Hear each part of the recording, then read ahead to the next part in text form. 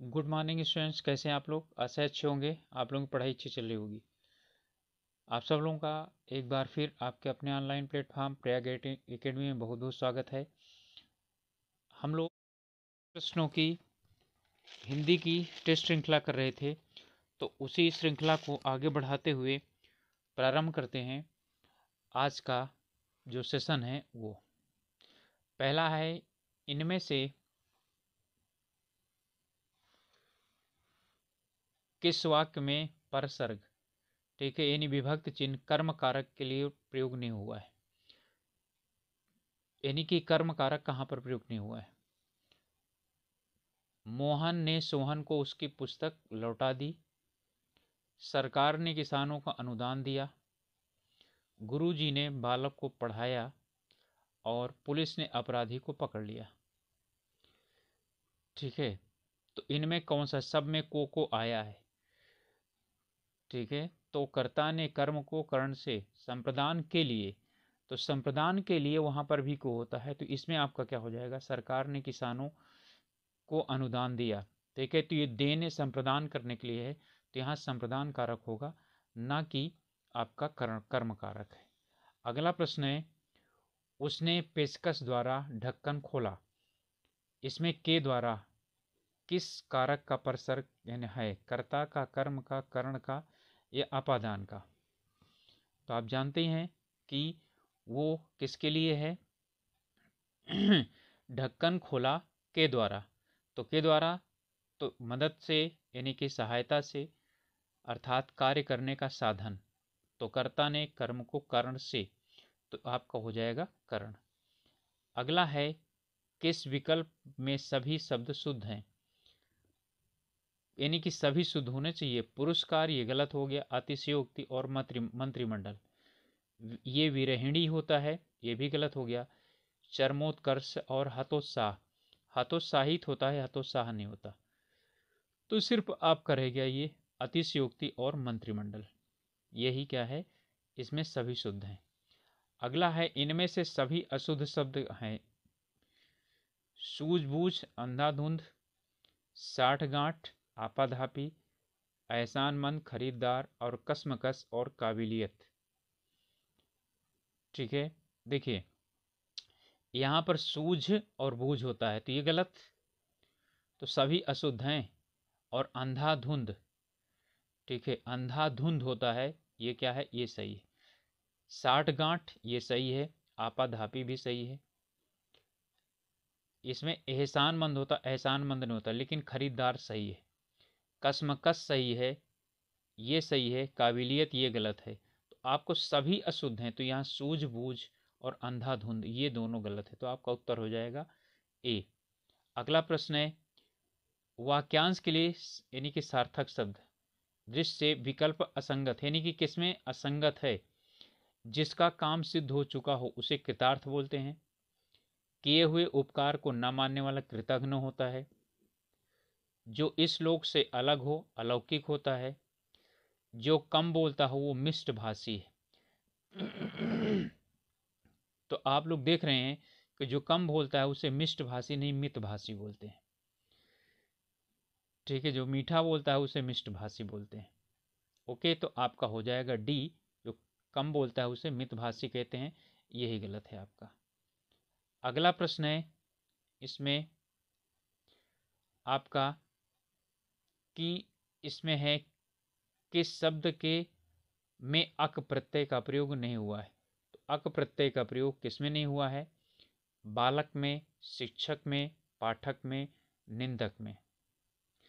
Okay, तो शिक्ष में अक लगा शिक्षक, पाठ में अक लगा पाठक, निंद में अक लगा निंदक, लेकिन बाल में बालक। इनमें सब में ये सब क्या है, ठीक है, इनमें आपका क्या लगा हुआ है, इसमें लगा है अक अक अक, जो है जितने भी हैं इनमें सब में क्या लगा हुआ है, अक लगा हुआ है प्रत्यय, और जो प्रत्यय है वो इनमें सब में, ठीक है, कृत प्रत्यय है, लेकिन बालक में अक प्रत्यय नहीं लगा है। अगला है, निम्नलिखित में से संज्ञा उपवाक्य, ठीक है, इसमें से जो संज्ञा उपवाक्य है, ठीक है, वो कौन सा है, यानी कि आपको संज्ञा उपवाक्य इसमें से क्या करना है, खोजना है। तो संज्ञा उपवाक्य जिसे आप ढूंढ रहे हैं वह आया ही नहीं। देखिए यहाँ पर वह तो संज्ञा है नहीं जिसे, और वह कर्मचारियों की मांग है कि उन्हें पूरा वेतन दिया जाए। ठीक है, अगला प्रश्न है, सॉरी अगला है, यह वही आदमी है जो कल आया था। वही और आदमी जो कल आया था, तो यहाँ पर कल आया था ये आ गया है। अब जितना पानी जमा था उतना बह गया। ठीक है, तो बह जाना ये क्या हो गया, ठीक है, ये आपका संज्ञा उपवाक्य न होकर के एक क्रिया उपवाक्य हो गया। ठीक है, तो संज्ञा उपवाक्य कौन सा होगा बता सकते हैं आप लोग? ओके, चलिए मैं बताता हूँ, आप लोग अपना मिलाइए उत्तर। कर्मचारी की मांग है कि उन्हें पूरा वेतन दिया जाए, तो कर्मचारी और वेतन, तो वेतन क्या है यहाँ पर, संज्ञा है, तो वेतन दिया जाए, तो ये पूरा का पूरा क्या हो गया, संज्ञा उपवाक्य हो गया। ओके, चलिए अगला प्रश्न करते हैं। इसमें किस वाक्य में कर्मवाच्य प्रयोग हुआ है, सॉरी कर्मवाच्य नहीं प्रयोग हुआ है, तो चोर पकड़ा गया, कर्मवाच्य की बात कर रहा है, वह बहुत देर से पढ़ रहा है, और खेतों की जुताई की जा चुकी है, विद्यार्थियों द्वारा श्रमदान किया गया है। ठीक है, इसमें तो चोर को पकड़ा गया है ना, खेतों की जुताई की जा चुकी है, विद्यार्थियों द्वारा श्रमदान किया जा चुका है, तो ये सब क्या है, कर्मवाच्य है। लेकिन बहुत देर से पढ़ रहा है, अब यहाँ पर कर्म नहीं है, क्या पढ़ रहा है ये पता नहीं, क्या पकड़ा गया, चोर। ठीक है, किसकी जुताई की जा रही, खेतों की। ठीक है, किसके द्वारा श्रम दान किया गया, तो विद्यार्थियों द्वारा। तो यहाँ पर ठीक है आपका हो जाएगा आंसर बी, वह बहुत देर से पढ़ रहा है। अगला प्रश्न है, निम्नलिखित शब्दों पर विचार कीजिए, आयुध, अंतर्धान, वाहिनी और उल्लंघन, इनमें सही कौन सा है।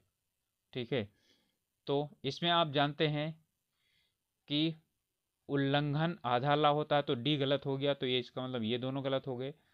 अंतर्धान भी गलत होता है, तो इसका मतलब क्या चीज हो गया आपका, ठीक है, यहाँ पर ए और बी रह गया और बी और सी रह गया। ठीक है, तो आपका आयुध, आयुध होता है, आयुध नहीं होता, अंतर्धान जो है ना सही है। वाहिनी और अंतर्धान आपका क्या हो जाएगा, आंसर बी हो जाएगा। ठीक है, यही दोनों क्या है, शुद्ध हैं।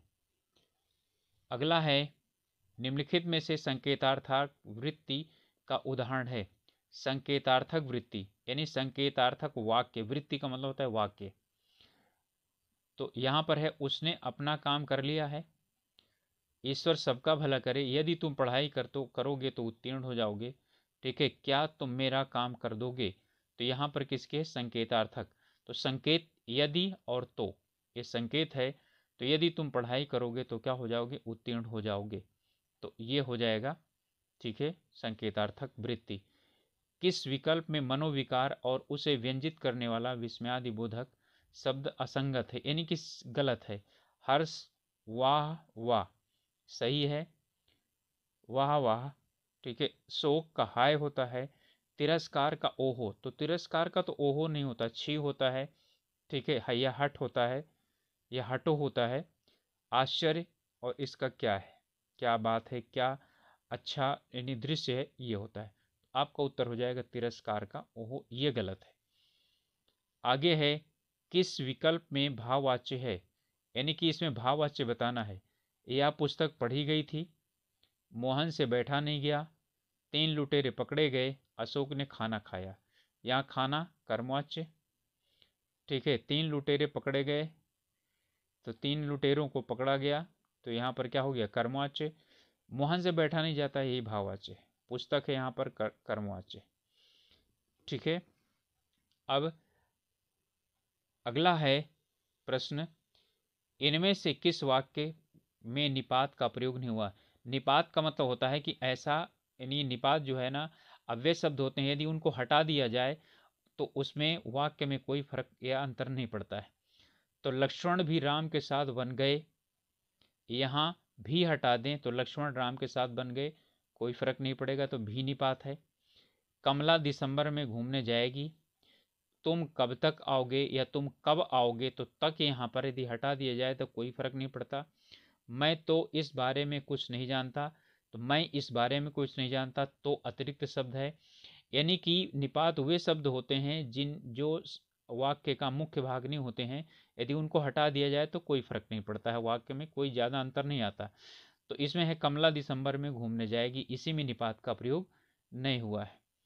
ठीक है, चलिए अगला प्रश्न है, इसमें है इनमें से कौन सा कर्मवाच्य, ठीक है, वाक्य में है, इनमें से कर्मवाच्य किस वाक्य में है, तो कर्मवाच्य बताना है कि किस में कर्मवाच्य है। तो राम बचपन में नानी से कहानियां सुनता था। ठीक है, अब यहाँ पर यहाँ कर्म तो है नहीं, क्या सुनता था, कहानियां सुनता था। आ गया, गर्मियों में लोग नदी किनारे नहाने जाते थे। ठीक है, इसके बाद है पहले लोग सिनेमा हॉल में फिल्में देखने जाते थे, तो क्या देखने जाते थे, फिल्में देखने जाते थे। रामायण सीरियल का निर्माण रामानंद सागर के द्वारा किया गया। देखिए द्वारा किया गया, तो ये क्या हुआ, ये भी कर्मवाच्य कह रहा है। इसमें कर्मवाच्य कहाँ पर नहीं है, तो गर्मियों में लोग नदी किनारे नहाने जाते थे। ठीक है, तो इसमें क्या हो जाएगा, यहाँ कर्म नहीं है, तो आपका उत्तर हो जाएगा क्या, बी। अगला है किस विकल्प के सभी शब्द पुल्लिंग है, यानी यहाँ पर बताना है इसमें सभी पुल्लिंग यानी कि कौन है, कौवा, खरगोश, मंडल, या हीरा, मोती, मणि, या नथ, मूंगा, पन्ना, ठीक है, या हार, पायल और पुखराज। तो यानी नथ यहाँ पर क्या है, ये वो है स्त्रीलिंग है, यहाँ मोती स्त्रीलिंग है, यहाँ पायल जो है वो स्त्रीलिंग है। तो कौवा, खरगोश और मंडल ये क्या है, ये तीनों पुल्लिंग है। ओके, तो इसमें पुल्लिंग ये हो जाएगा। चलिए आपका उत्तर हो जाएगा ए। अगला प्रश्न है, वर्तनी की दृष्टि से किस विकल्प के सभी शब्द अशुद्ध हैं। इनमें सब में अशुद्ध बाहुल्यता, इकट्ठा, तो बहुलता होता है, धोखा और धंधा, धोखा ना होकर के धोखा होता है, भूख और झूठ, ब्राह्मण और आशीर्वाद। तो देखिए भूख होता है और झूठ होता है, तो क्या हो जाएगा, यही वाला आपका उत्तर हो जाएगा, भूख और झूठ, ये दोनों जो है आपके उत्तर हो जाएंगे, यानी सी उत्तर हो जाएगा। अगला प्रश्न है, किस विकल्प में वर्तनी की दृष्टि से सभी शब्द शुद्ध हैं। इनमें बताना है सभी शुद्ध किस में है, प्रतिद्वंदी और महती, रचयिता एक ये गलत है, धुरंधर ये होता है, और सतत और सरोजनी। अब इसमें प्रतिद्वंदी, ठीक है, प्रतिद्वंदी और महती ये वाला क्या है, सही है। प्रतिद्वंदी का मतलब सामने वाला और महती का मतलब यानी कि बहुत ज्यादा। अगला प्रश्न है, बहता पानी रमता जोगी, इस लोकोक्ति का भावार्थ क्या है।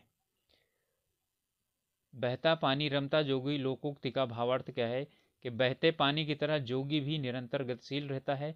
हमेशा याद रखिए कि कभी भी लोकोक्ति में समान अर्थ नहीं लिया जाता है। ठीक है, तो बहता पानी और जोगी जहां पर भी आए वो क्या हो जाएगा, वो अब इसके बाद घुमक्कड़ व्यक्ति कभी एक जगह नहीं रुकता। फिर है ठहरा हुआ पानी और एक स्थान पर रुका हो जोगी अपनी सार्थकता खो देते हैं, ये होगा। या बहता हुआ पानी और निरंतर विचरण करता हुआ योगी समाज को गतिशील रहने का संदेश देते हैं। अब इनमें सही कौन सा है, ठीक है, आपको ये यानी कि बताना है इनमें से कौन सा सही है। तो यानी कि जवाब सोचिए और उसके बाद क्या करिए, तुरंत बताइए इसमें कौन सा सही होगा। ठीक है, तो आप लोग सोचते होंगे कि यहाँ पर देखिए, यहाँ पर जो बी वाला है वो कह रहा है घुमक्कड़ व्यक्ति कभी एक जगह नहीं रुकता। पानी भी बहता रहता है, हमेशा एक जगह नहीं रुकता। और जो जोगी होता है यानी कि जो साधु संत होते हैं वो भी क्या होते हैं, एक जगह नहीं रुकते, वे भी क्या करते रहते हैं, एक स्थान से दूसरे स्थान आते जाते रहते हैं। ठीक है, तो आपका ये हो जाएगा। चलिए इसके बाद अगला प्रश्न है, पुरुषवाचक सर्वनाम से संबंधित वाक्य कौन सा है। कल कोई आया था, यह घर बहुत सुंदर है, वे लोग कहाँ जा रहे थे, वह आवश्यक कार्य से अजमेर गया है। इसे पुरुषवाचक सर्वनाम। तो पुरुषवाचक सर्वनाम जैसा कि आप लोग जानते हैं, मैं, तुम, वह और यह, यानी कि वह आता है और यह आता है। तो इसमें जो ये लिखा है यहाँ, तो यानी कि ये दोनों हैं, तो पुरुषवाचक सर्वनाम ये भी, वे लोग कहाँ जा रहे हैं, तो वे लोग की बात कर रहा है यहाँ पर। यहाँ तो पुरुषवाचक आप सर्वनाम मत समझिए, ये सर्वनाम विशेषण है। वे लोग संकेतवाचक सर्वनाम विशेषण है। तो वे लोग कहाँ जा रहे थे, या वह आवश्यक कार्य से अजमेर गया है, ये आपका हो जाएगा पुरुषवाचक सर्वनाम। चलिए अगला प्रश्न है, किस प्रश्न में ला उपसर्ग नहीं लगा हुआ है? लाचार, लालसा, लावारिस, लापता। तो इसमें लाचार में या लालसा में या लावारिस में या लापता में, तो पता में ला लगा हुआ है, वारिस में ला लगा हुआ है, ठीक है, और यहां पर आचार में लगा हुआ है।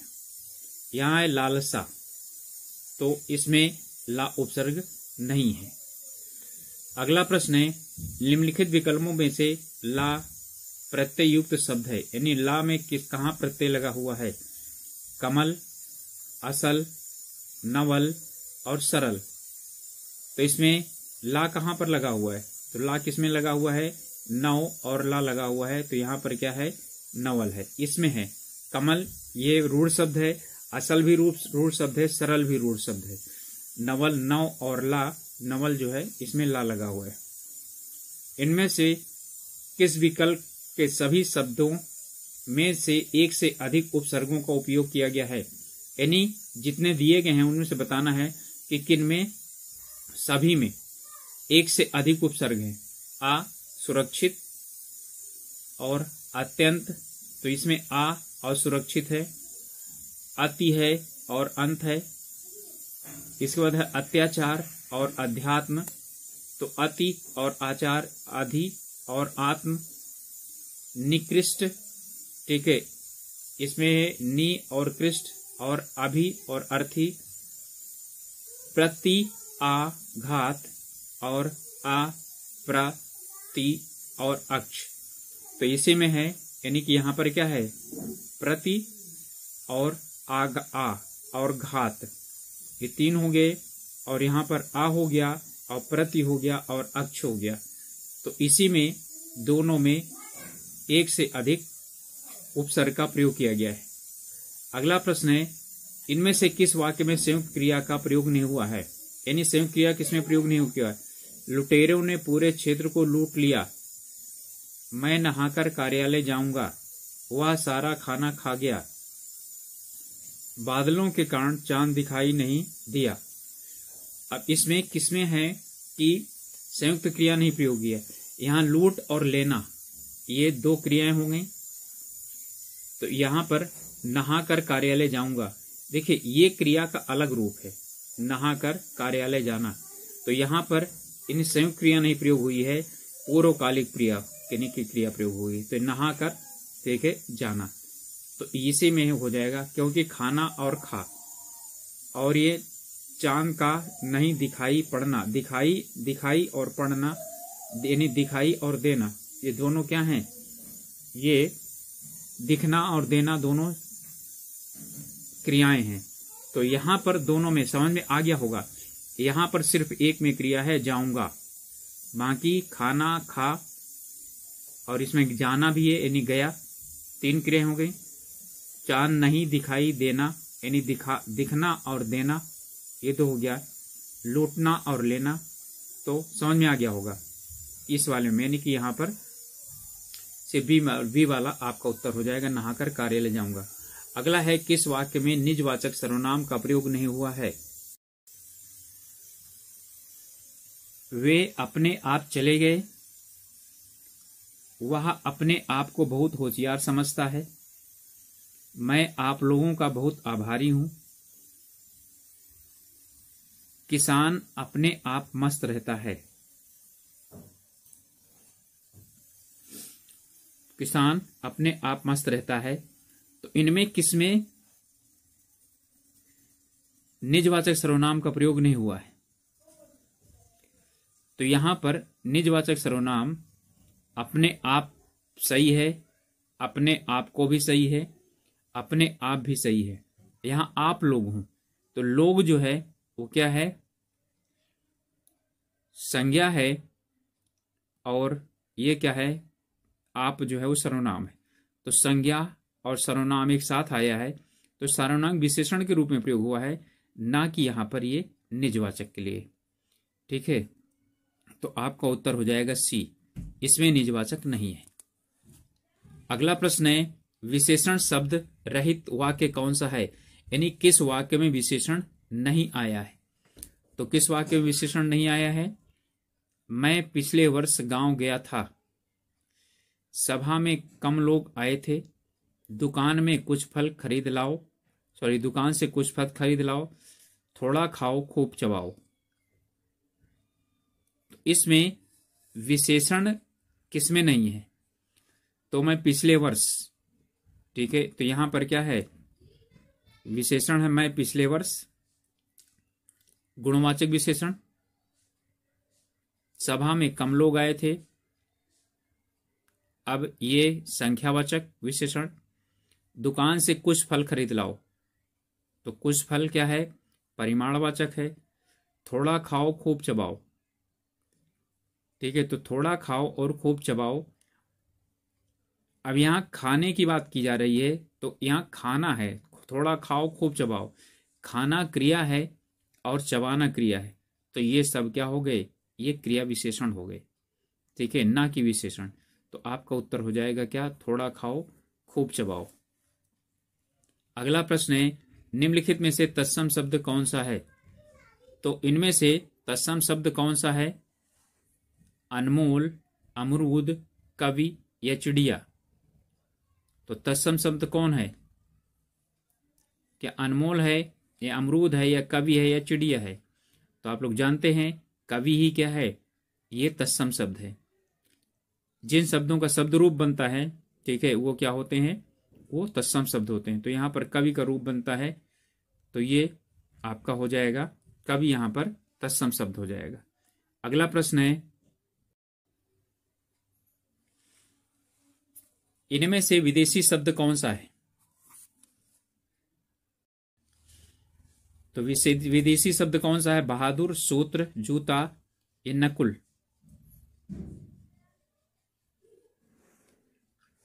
तो आप जानते हैं सूत्र जो है वो तत्सम शब्द है, नकुल भी तत्सम शब्द है। नकुल होता है नेवला का। अब यहां पर जो बहादुर शब्द है ये क्या है? विदेशी शब्द है।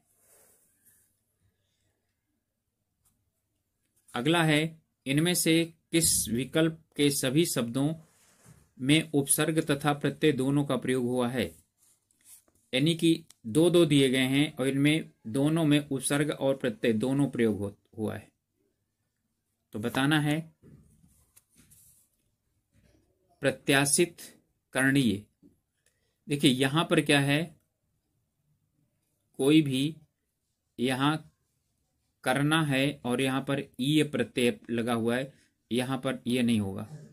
परिपूर्णता और अधार्मिक, अनुमानित और अत्याचार, घुमक्कड़ और मुस्कुराहट। ठीक है, चलिए अब बताइए, इनमें घूमना और क्या हुआ? अक्कड़, और ये आहट। यहां सिर्फ और सिर्फ क्या है? दोनों में सिर्फ प्रत्यय है, उपसर्ग नहीं है। अनु और मानित, अत्याचार, और परिपूर्ण और अधार्मिक। तो यहां पर परि और पूर्ण और ता, तो यहां पर क्या चीज है? इसमें दोनों में और अधार्मिक में आ है उपसर्ग और धार्मिक यानी एक प्रत्यय है। तो परिपूर्णता और अधार्मिक में प्रत्यय और उपसर्ग दोनों है। परि उपसर्ग है और इसमें ता जो है वो प्रत्यय है। यहां पर आ उपसर्ग है और इक प्रत्यय है। आ गया होगा समझ में मुझे लगता है। चलिए आगे देखते हैं। अगला प्रश्न है, किस विकल्प में सभी पृथ्वी के पर्यायवाची शब्द हैं? यानी इनमें सब में पृथ्वी के पर्यायवाची शब्द कौन सा है? धरती, अवनी, ऋक्ष, मही, विश्वंभरा, धरणी, अचला, धरा, याज्ञसेनी, क्षिति, वसुधा और मौली। तो इनमें कौन, यानी कि सभी क्या हैं? धरती के पर्यायवाची शब्द हैं। तो बताइए।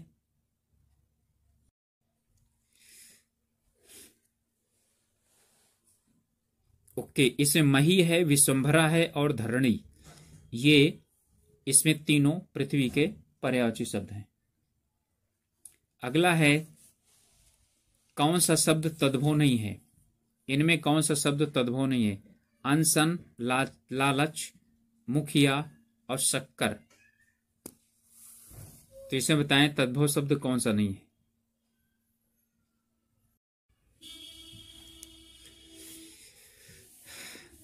तो इसमें अनशन जो है वो तद्भव शब्द नहीं है। ये तद्भव शक्कर का होता है, शर्करा। अगला है, इनमें से तद्भव शब्द कौन सा है? यानी सभी तद्भव होने चाहिए। कान और मुख, नया और दूध,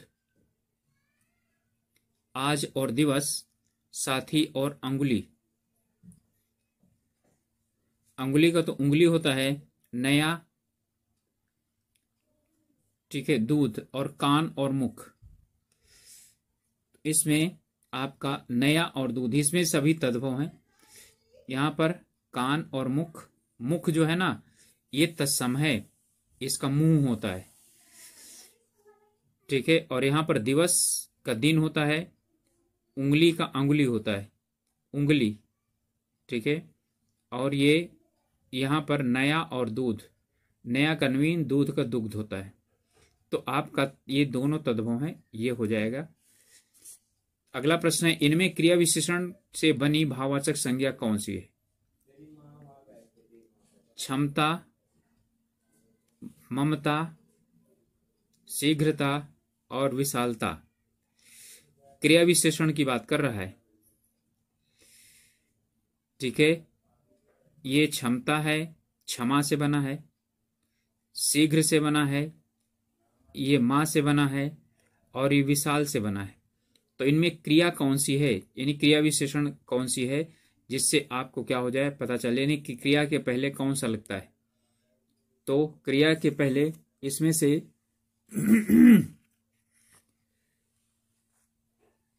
शीघ्र, ठीक है, शीघ्र लगता है।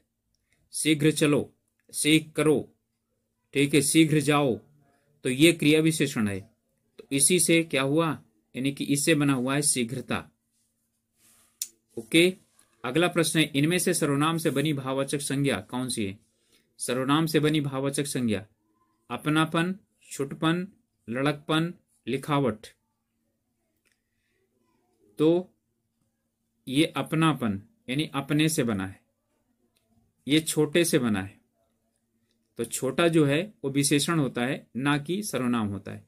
लिखना से बना हुआ है, लिखावट। ये लड़का से बना हुआ है, लड़कपन। तो लड़का क्या होता है? सर्वनाम होता है। ये अपना सर्वनाम होता है, आप सर्वनाम होता है ना। तो आप से बना है अपनापन, तो क्या हो जाएगा? ये हो जाएगा। ये तो आपका जातिवाचक संज्ञा, ये विशेषण से बना हुआ है, और ये क्रिया से बना हुआ है, और ये सर्वनाम से बना हुआ है।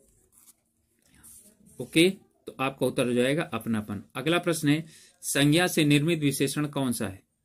इनमें कौन सा ऐसा विशेषण है जो संज्ञा से निर्मित है? ठीक है, दैनिक,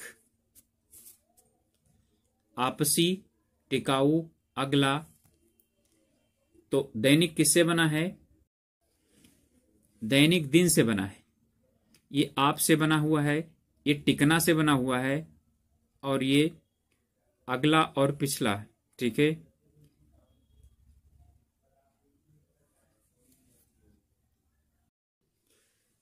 तो ये दिन से बना हुआ है ना, और दिन क्या है?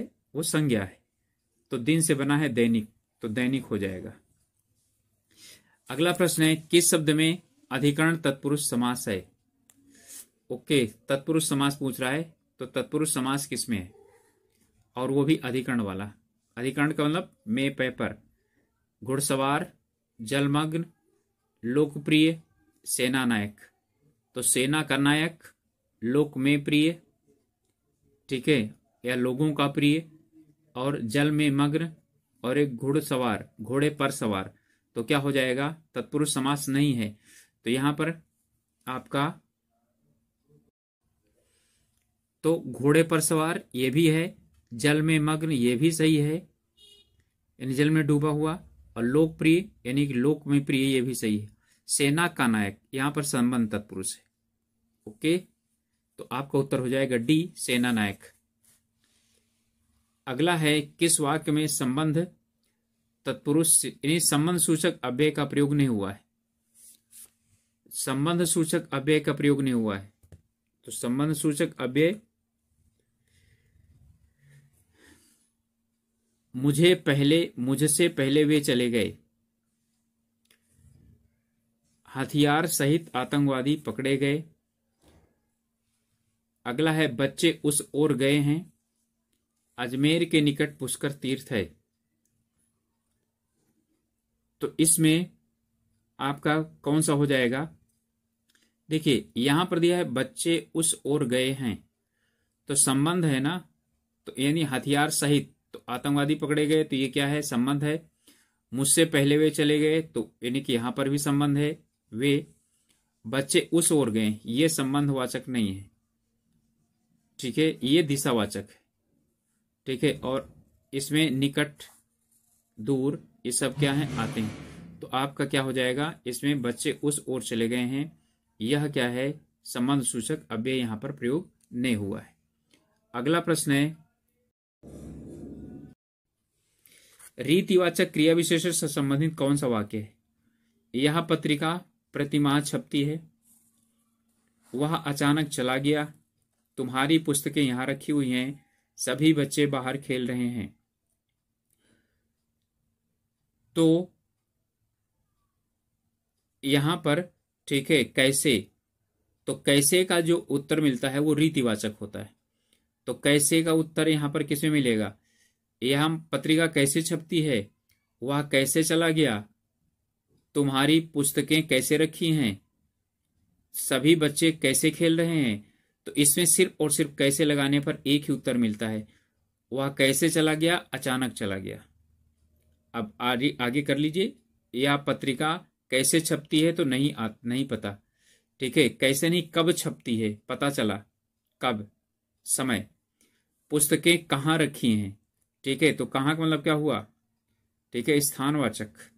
इस बार सभी बच्चे बाहर खेल रहे हैं, तो कहाँ खेल रहे हैं, तो यानी कि ये सब कहाँ, ये दोनों में कहाँ से, और ये यहां से भी कहाँ से आता है, यानी कब आता है, यहां पर है, ठीक है, कैसे।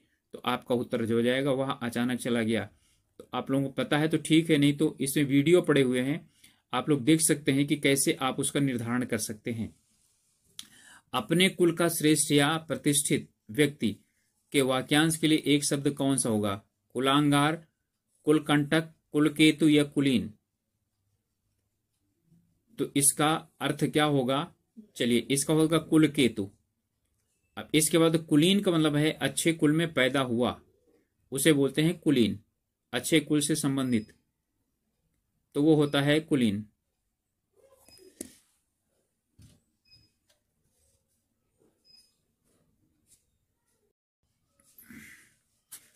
कुलांगार यानी कि जो कुल का क्या करे, कुल के लिए घातक हो, या कुल का जो नाम डूबो उसे कुलांगार बोलते हैं।